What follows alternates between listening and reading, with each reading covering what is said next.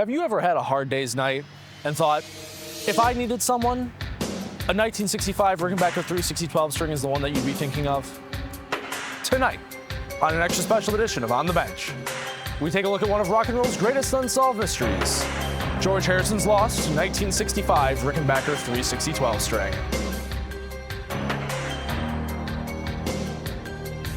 Hey everybody, welcome back to a special edition of On the Bench. I'm Jacob, and today we are looking at a Rickenbacker 360-12 string. But not just any Rickenbacker 360-12 string. This is the second version of the Rickenbacker 360-12 string that was used by none other than Mr. George Harrison.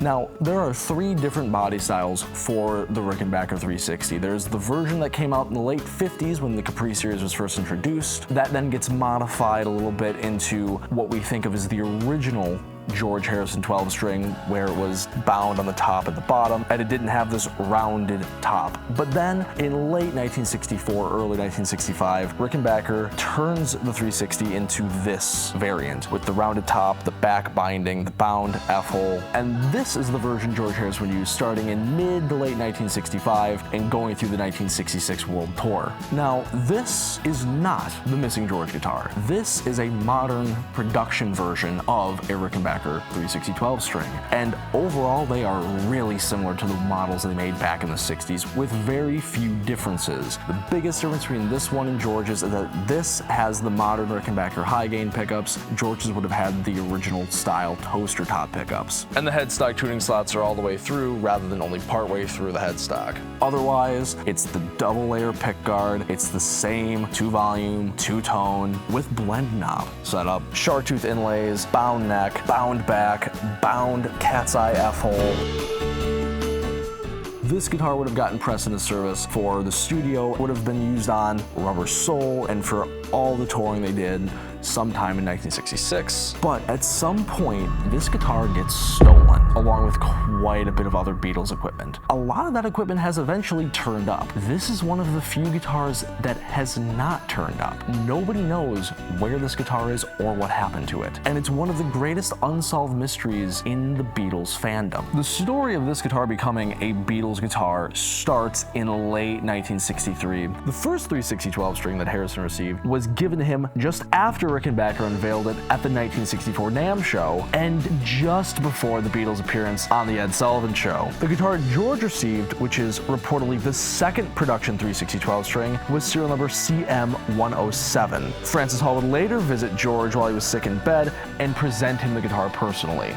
That guitar gets used famously for A Hard Day's Night and is seen quite predominantly in the film that accompanied the album. George Harrison uses that guitar on the Hollywood Bowl, at Shea Stadium in 1965. Pretty much any show that they played, that guitar showed up.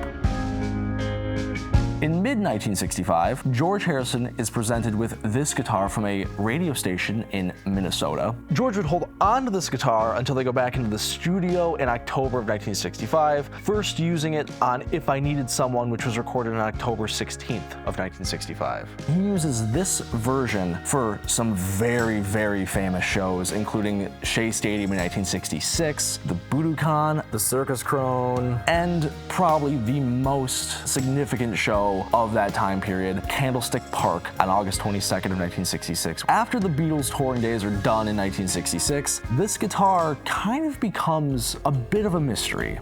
While there's a lot of photographs of George playing his 1963 Rickenbacker, there's not nearly as many of him playing his 1965 Rickenbacker. There's a few theories as to why this happened. Theory number one is that this guitar gets stolen in September of 1966 once the Beatles are done touring, right before George goes to his first trip to India. The next theory is that this guitar gets stolen in March of '69 from Abbey Road Studios, along with a few other Beatle instruments. And then there's a March 24th, 2001 article from Billboard featuring an interview from Morris Gibb, where Morris claims that George Harrison gave him the '65 Rickenbacker as a birthday present. Now, why isn't there any more information about this guitar out there? Didn't George care that this guitar was missing? Didn't Olivia care that this guitar was missing? Where has Donnie been this entire time? This is one of the greatest unsolved mysteries in rock and roll. But knowing the Beatles fandom, eventually, if this guitar does still exist and hasn't been destroyed or thrown away, it will get found. So if you think you might possibly have George Harrison's 1965 Rickenbacker 360 12-string, or happen to know the whereabouts or possibly know where this guitar is, you can contact us at our website, creamcitymusic.com, where you can also find guitars like this, and including this one. If you are interested in pure tone, no talking gear demos, you can check out our series right here on our YouTube channel, Tone Check. Otherwise, I've been Jacob, I'll continue to be Jacob, and thanks for tuning in.